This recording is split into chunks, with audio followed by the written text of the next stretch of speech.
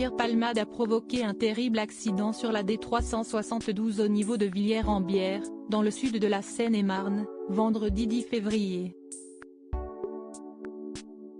Il a percuté une Mégane, et ses 3 passagers sont blessés graves, un enfant de 6 ans toujours plongé dans le coma artificiel, son papa et une femme enceinte qui a perdu son bébé. Autour de ce sombre accident, il y a aussi la recherche active de 2 hommes, qui accompagnaient Pierre Palmade dans sa voiture et qui ont pris la fuite.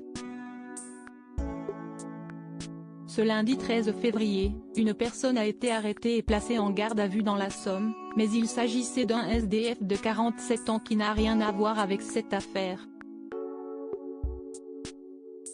Alors que des membres de la famille des blessés de la Mégane se sont exprimés, alors que les jours de Pierre Palmade ne sont plus en danger, si est-il la sœur de l'humoriste qui a pris la parole.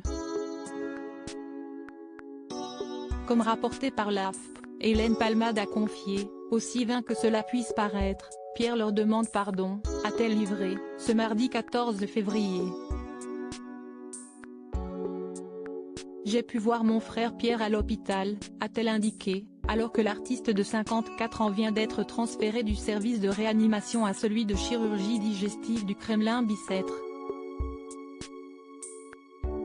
Selon elle, Pierre Palmade se réveille peu à peu et réalise l'horreur de ce qui s'est passé, de ce qu'il a causé. Il assumera toutes les conséquences. L'idée d'avoir détruit la vie de cette famille le dévaste, fait savoir Hélène Palmade. Il prie, et nous avec lui, pour que les victimes s'en sortent avec le moins de séquelles possible.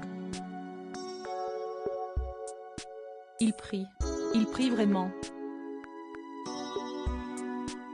Il ne pense qu'à eux.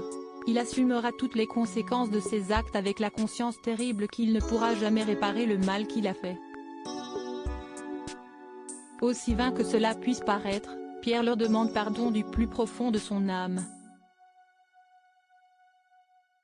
Rappelons que Pierre Palmade a 4 côtes cassées et quelques blessures annexes.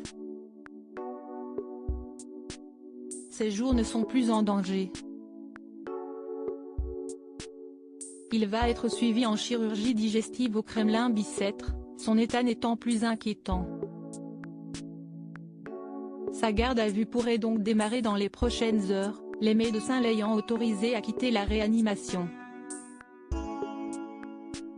Les jours de la femme enceinte, qui a perdu son bébé, ne sont plus en danger mais son état est toujours très préoccupant.